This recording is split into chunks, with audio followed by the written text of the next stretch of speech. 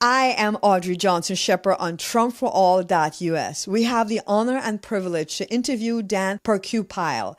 Dan, a retired U.S. Marine and soldier with 22 years of service, he participated in Operation Desert Shield and Desert Storm 1990 to 1991. He participated in Operations Noble Eagle 2 and 3 and Operation Jumpstart, Homeland Security, U.S. Border Patrol, NATO advisor to Ukraine. He's a graduate of ITT Technical Institute with an associate degree in criminal justice and a BS in project management. Dan loves President Trump. He loves making America great again, and we have the honor of meeting Dan today. Let's get to know Dan better. As you know, we've been running for a while. We're standing here. Standing next to me is a Marine vet, and he just saw the Trump for All sign. What part of the Army? You're in the Marine. What's your name? My name's Dan Porcupile. I was in the Marine Corps in the Army. I came in 1986 when Reagan was president, and the time was good. And I retired in 2010. Times were not so good. So I've been through the up and down cycle politically and economically a couple times. So I've been around the block and seen this before. Thank you for your service. We really appreciate your service. And you live here in this beautiful San Diego? I've lived in San Diego since right after Desert Storm. I've been out in the same house out in East County for about 10 years now. I even had former Marine Dunker Hunter as my congressman one time until they had the congressional realignment a couple elections ago. Awesome. So have you been watching our president in the last couple of days as he's been electrifying? I'm really impressed with the amount of connection that he has with the American citizenry, the real American citizenry. We're all Americans in this country. We all need to learn how to be able to get along and quit being biased and political, and we need to take care of each other. And I think that eventually, once people realize, when you quit driving negative narratives and when you quit trying to divide people, we're all here for the same purpose. We only have one life. Do you want to waste your whole life being negative and evil and hateful, or do you want to try to give other people the opportunity that we have and take in your brother, take in your neighbor, regardless of political differences, and just do the right thing and live your life and be happy? We're in the greatest country on earth. Like it, hate it, dismiss it, whatever. It is what it is. That's why everybody wants to come here. God knows, as many countries as I've seen, the feedback that I get, we love America. The only people who don't love us are the people who, it's a narrative-driven thing from the negative media.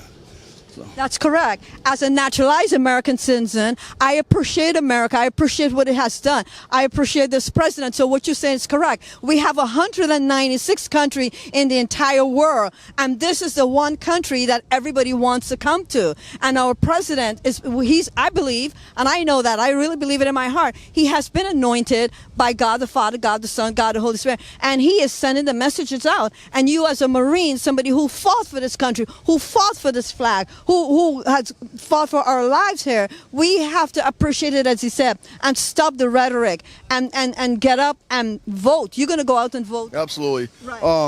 Another thing I want to say is that this country's greatest generation, my father fought in World War II. All of my uncles fought in World War II. Wow.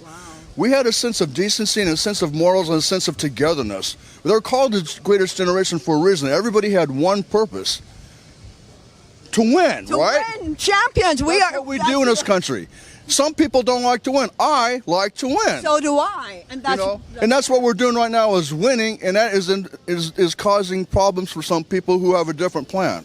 And that's because the progressive, I call it the progressive, the people want to keep the people back. And that's been going on for 100 years. You said your father and your great-grandfather and all those people fought in World War II, and they came out because they wanted to win. And that's what President Trump is teaching us. We must win. We got to get back and win our country. We already know what the Asians have done. They stole the intellectual property, but now they want to come to the country, the best country of all. And the best country of all is? United States of America. United States of America. So send one message to our president. He's going to get. He's doing a lot of work for the veterans, people like yourself, because a lot of them. I interviewed a few of them here today. A forgotten segment of society for a little while. I fought in Desert Storm, and that was the last great mechanized armored warfare that this country's experienced. And what people think of war is when they saw with the tanks and the artillery and the bombardment and everything. That was 100 hours, and then by the time it was over, we were like, wow, that was it? Okay, that was cool. But everything that we've done since then has been like, well, we're kind of at war, but not really. We're just kind of doing this terrorist thing, but not really. You know, there's a lot of media references that I could use and a lot of Hollywood references I could use about what's true and what's not so true. But I remember just the other day watching The Machine, and it's a kind of a Hollywood-made fictional documentary about what our generals were dealing with, trying to deal with the Afghanistan problem. Now, a lot of people think that we don't have any reason to be there, and there's a lot of people that think that we're there for the poppy seed and big pharma and all the opioid problems and everything. That's irrelevant. The thing about it is a lot of people don't understand that when the Great Wall of Russia fell, that there was a vacuum and somebody had to take the position to make sure that instability didn't start to reign. Like when the USSR broke up and became Russia, all of the satellite countries broke away and all of these different civil wars started breaking out. It was the United States' moral obligation to try to minimize as much global damage from that as possible, and at the same time trying to maintain some amount of peace and to try to maintain some kind of order, because unfortunately we were the only people in a position, and still are to this day, to do that. A lot of people think, well, we're not supposed to be the world's policemen. A lot of people would say, bring all the troops on, put up the wall, everything that happens out there is not our problem. That might have been true in 1820, but not in 2020. I'm sorry, it just doesn't work that way anymore. We're a global economy, we're a global society, we're one race on one planet, like it or not, and we've got to learn to be able to get along, we've got to be able to take care of each other, and we've got to be able to follow President Trump, because the man's got a plan. I'm probably going to go out on a limb here, but some of you may know what the QAnon, it's okay. I'm very, very well aware of that. I know what that's about.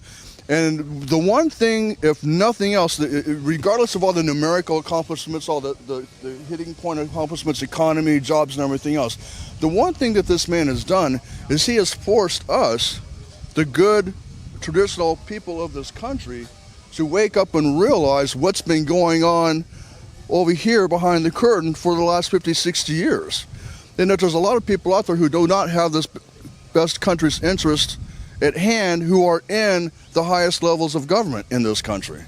And unfortunately, him being president and with the narratives and everything that's been going on has forced us to turn to alternative media and to speak with each other and to network with each other. And this is not in the United States, this is globally. Europe, Asia, Africa, the Middle East. There are a lot of people on board with this thing outside, and a lot of people want to see this president succeed because they know what the alternative is. They're in bad places now, and it can only get worse for them. We're in a good place looking at the global situation, but as a country, we're not in a very good place. We are just, one bad incident away from people really turning on each other, so it's neighbor on neighbor. California doesn't even feel like it's part of the United States anymore. I choose to live here because I have to right now because of my situation.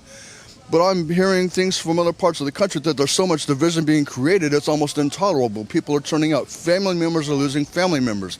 Children don't talk to their parents. Parents don't talk to their parents anymore. It's a ridiculous situation. And all of this is because of negative social media, negative narratives. I'm just going to say it, fake news. Yeah, fake news, it is fake. I'm just going to say it, okay?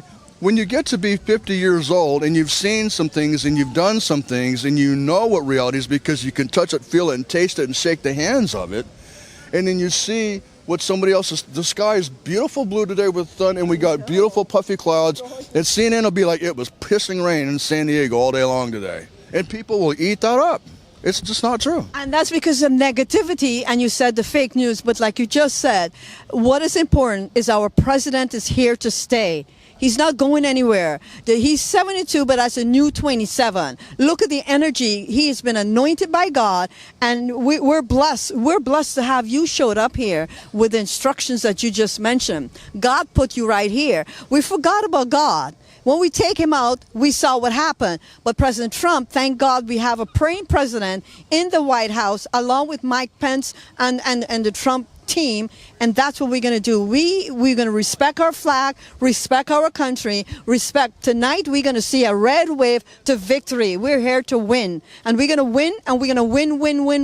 We're going to build the wall. We're going to make America great again. We're going to keep it great, and he's going all the way. He's here to stay, and God has blessed you to show up, to send this message around the world to people to hear this. Right, and I thank you for giving me the opportunity to speak. But even if we do not win tonight, that's okay, because it's going to give them a chance to show their hand, and we'll be all right. We're not going to lose the Senate. Senate's going to be fine. President Trump's still going to be there. It's going to give people the opportunity to see what the alternative is, and they're probably not going to like it very much. People don't want their taxes to go up. People just want to be left alone to live their lives and have a chance to prosper. California is one of the most business restrictive states in the world right now, with the sixth largest economy. That's incredibly frightening. Incredibly frightening. Every time I turn around, like I said, I've been here since 1991. I've seen how much has been taken away and how much everything is increased in cost and how business prohibitive this state has become. I was sure when it was beautiful and prosperous and people were coming here by themselves, California was the thing. I was born and raised in Texas. Oh, okay. May I explain a little bit about why I am. All right? I was born and raised in Texas, and I had this vision of what California was. I grew up with the hair bands and age. Jesus Christ, I've got an 80s, 90s dirt bike I'm riding today, just trying to keep my fat butt in shape. You know, it can be like that again, but people have to realize that it's up to us, not the people in Washington, not the people in Sacramento, not the people in the UN, not the people at NATO.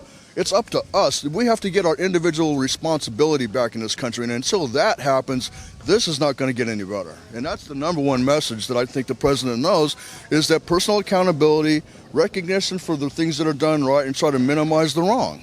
Correct. And you heard it. Personal accountability. Now, you mentioned something, and I just want to leave you and the audience with this. We will win. We will win tonight. God's willing, we will win. Because you're a champion, and you went into the Marines, and you went in to win. You said your grandfather and your father, they were all in the... My grandfather was in World War I. I've got relatives that fought in the Civil War. My father was on the USS Indianapolis, which sailed the atomic bomb to Japan, and he actually was medically evacuated in Tinian. So that's the reason why I'm here, is he actually survived that incident. It's rather famous now. I came in 1986, retired in 2010. Reagan was president. Bush 1 was president when we went to Desert Storm. And all of those things that when somebody, you know, is bringing a stick to my door, the American nation, generally speaking, in the past has always rose to the occasion, came together as one, and had a sense of purpose. We got the job done. Right after 9/11, as a nation, we did that. They tried to pull it over our eyes that they were one government up in Washington a few days after 9/11, but it didn't last very long. You know, and I don't want to get into conspiracy theories. What do you do right now? What are you doing? Are you retired? What do you do? I am retired. I am receiving a pension, military compensation. I am partly employed. I just finished a contract doing a security detail with a local industrial company I can't mention. Okay. What's your skills? What's your talent? Because you look very... I've always been involved in politics to some degree. I've always been involved in close-in security. I've done a lot of work with the Border Patrol. Like I said, I've got irons on. I've been down there. I've worked with those people for 2 years. Okay. And it's near and personal to me, so I know exactly where we go. So I've got Homeland Security missions, combat arms community. You're an entrepreneur, and you've done a lot of things. Businesses, again, like talking about how business restrictive California is. I've tried to build a business more than once.